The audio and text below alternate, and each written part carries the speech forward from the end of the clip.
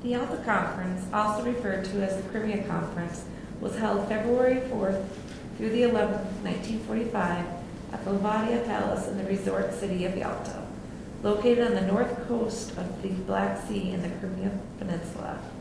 The key leaders in attendance at the conference were Franklin D. Roosevelt, President of the United States, Winston S. Churchill, Prime Minister of the United Kingdom, and Joseph Stalin, dictator of the Union of Soviet Socialist Republics. The leaders became known as the Big Three. Each leader had an agenda that they wanted addressed at the conference. Roosevelt sought to establish the United Nations and to gain Stalin's commitment to join. And Roosevelt also wanted the commitment from Stalin to join in the war against Japan once Hitler was defeated. Churchill sought to protect the remnants of the British Empire as well as to clarify the post-war status of Germany. Finally, Stalin sought to achieve post-war economic assistance from Mother Russia and demanded a Soviet sphere of political influence in Eastern and Central Europe. The footage we're about to see is of day one of the Yalta Conference. For the Russian people, the question of Poland is not only a question of honor, but also a question of security. Throughout history, Poland has been a corridor through which the enemy has passed into Russia. Poland is a question of life and death for Russia. We have no doubt that Poland has a vital role in the security of Russia, and we do not think that it would be wise to compensate Poland at the expense of Russia, especially when there's a much more deserving neighbor to the west. So long with the Polish provisional government is meant a much more democratic people. The Poles have suffered enough and have the right to choose their leaders accordingly. I agree completely. The Poles should not have to be pressured by any outside force at such a pivotal moment in their recovery and stabilization.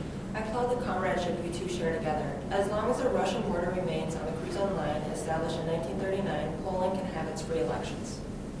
In regards to Poland, the Big Three eventually recognized that the establishment of a provisional government called the Polish Provisional Government of National Unity was necessary. This government would be formed on a more democratic basis with periodic free elections and the inclusion of democratic leaders from Poland itself and from Poles abroad. The territorial compensation of Poland at Germany's expense after Stalin's refusal to give up territory annexed from Poland in 1939. The establishment of diplomatic relations between the United Kingdom, United States, and the USSR with Poland. If we want to avoid the devastation of another world war, the establishment of the United Nations is of dire importance to protect our planet. If you think that Russia is going to surrender her rights to a community governed by representatives of weaker and smaller nations, you are wrong. Russia will only agree to these so-called United Nations if a veto power is granted, as well as a membership to all USSR satellite states. I think that's a bit too much. Not all USSR satellite states are deserving of United Nations membership, especially those who just fell to Germany's reigns after half a decade of Nazification. Couldn't have said it better myself. Membership will be granted to Russia and to Ukraine for clear hardships faced during the war. As for the veto power, I couldn't agree more with you, Stalin. As the sovereign states of this planet, we have the right to say no and protect our interests. And where is this meeting to be held exactly? I think it's only fair that the meeting be held in a country of more neutral ground. America may be the wisest choice, as it will surely attract the interest of the rest of the world. The outcome of the United Nations established that a conference should be called to meet in San Francisco in the United States on April 25, 1945, to establish a general international organization to maintain peace and security. Both the governments of China and the Provisional Government of France will be consulted and invited to the United Nations Conference in the United States, along with the Big Three. I refuse to leave Russia open to the violations of Europe's past ever again. I demand that Eastern Europe, among portions of both the Baltics and the Balkans, fall under the Soviet sphere of influence without outside pressures from either of you. We're not trying to infringe on what was inevitably after the defeat of Germany. You have your Soviet sphere of influence. However, Churchill and I are not leaving this room until we secure free election and the establishment of stable government in the afflicted nations, as the Atlantic Charter calls for. Well spoken. The Atlantic Charter was written to establish the goal for post-war Europe, as well as any liberated state once under a suppressive nation or dictator. However, I think focus should also be paid to the reparations owed to Greece by Bulgaria, as well as the territorial disputes that have now arisen between Austria and Poland. So long as these free elections fall under Soviet influence, I don't think a more fair agreement could arise. In addition to that, I think far more pressing matters are at hand, Churchill. Yugoslavia is a breeding ground for corruption and uprisings. The combination of Serb crowds and the numerous others do not work well. I believe that all citizens should be given to their respective nations regardless of consent. The only way that this is going to work is that independent nations are established for every individual ethnicity, and that is far too many. The Serbs and Croats understandably deserve sovereign states, but the other much smaller fractions will just have to make do. The key outcome of the three leaders in regards to the rebuilding of Europe and the national economic is to help the liberated peoples to destroy Nazism and fascism and create democratic institutions of their own choice. The Atlantic Charter, which was a joint declaration released by Roosevelt and Churchill in August 1941, provided broad statements of the U.S. and British war aims. The Big Three agreed upon the fact that the right of all people to choose the form of government under which they will live, the restoration of sovereign rights and self-government to those peoples who have been forcibly deprived to them by the aggressor nations. The Big Three agreed to help any European liberated state or former Axis nation by offering conditions of internal peace, carrying out emergency relief measures, stabilizing free elections of government, and facilitating the holding of elections. Concerning primarily Stalin and FDR, the war in Japan was a topic of debate amongst them for all but obvious reasons. Japan's location to both the supernations as well as the threat they proposed to the national security of Russia and America would clearly lead to an allegiance between the two. Stalin and FDR, with the assistance of Churchill, agreed that within 3 months after German surrender and the war in Europe has been terminated, the Soviet Union will enter into the war against Japan on the side of the Allies. That is, so long any prior conditions discussed during the conference had been met. I know that there are far more pressing matters concerning Europe should be the heart of discussion at the present moment. However, I cannot help but to speak out for America's safety. Japan must be defeated, and without help from Stalin, it will be a long, bloody, and precarious battle. Russia is finally on the brink of victory. After nearly 6 years of German oppression, brutalization, and anger, Russia can finally recover and stabilize herself.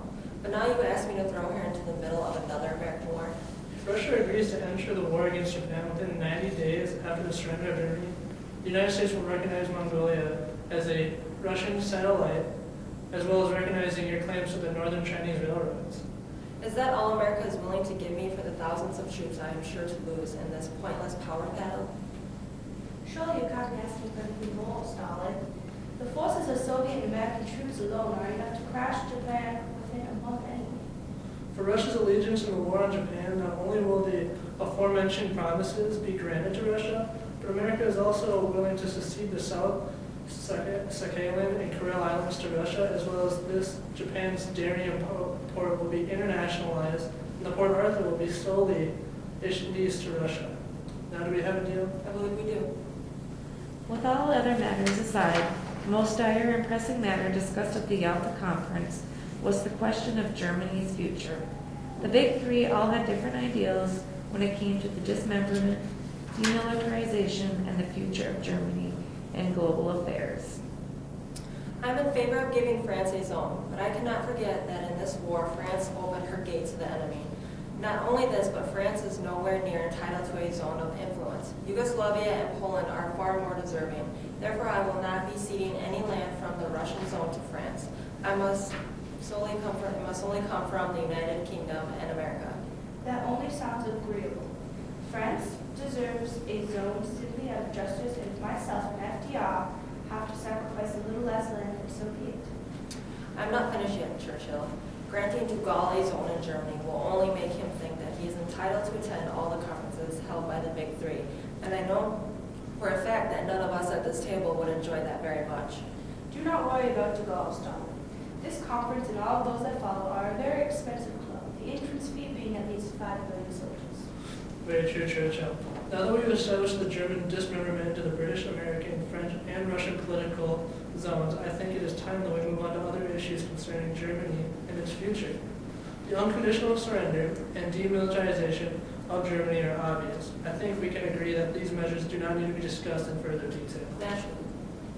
However, the question that concerns me is the matter of German reparations. Well, I insist that Germany pay Russian reparations in the amount of $10 billion over the next decade. Russia fought a much longer and bloodier battle than either America or England, and the damage to the Russia infrastructure, her people, and her government are irreversible for the time being. Absolutely not. Russia is no more entitled to such a drastic sum of money than Britain or even America. Think of all the supplies we receive from American shipments. Russia would never have had the victory she did without them. I refuse to condone such ridiculous and manipulative reparation plan. I can't even. Calm down, Churchill. I'm sure that this matter can be discussed like everything else over the course of the past 11 days. Germany obviously is not in any position to make monetary reparation payments for quite some time. Therefore, I think it'd be wiser on our parts to insist the reparations come from manual labor and annual shipments of goods. That may be the smartest thing I've heard you say in the past 2 weeks, FDR. That way we can maximize on how much we actually receive from them, because I'm sure reparation payments will just end as quickly as they started. My only stipulation is that the reparation committee be housed in Moscow. That only seems fair to the Germans and the Russians. After all, Moscow was the beginning of the end for the German campaign. It only seems natural to be the place where they can set up the reparations that have been chasing them since September of 1939. I'm glad that we've been able to accomplish this discussion without bashing each other's heads in. However, I'd like to point out that the joint committee between Russia, America, and England, as well as any other country who would like to contribute, should be established to hunt down Nazi war criminals for their trial. It only seems just to the million innocent people who lost their lives, millions who lost loved ones, and the millions who lost lives protecting those of their nation, have any other heinous Nazis tried for crimes they committed against humanity. Of course. Deal. Once the conference had concluded, the Big Three returned home to their respective nations. Both Britain and America offered their public insight to the discussions and common goals agreed upon at the conference.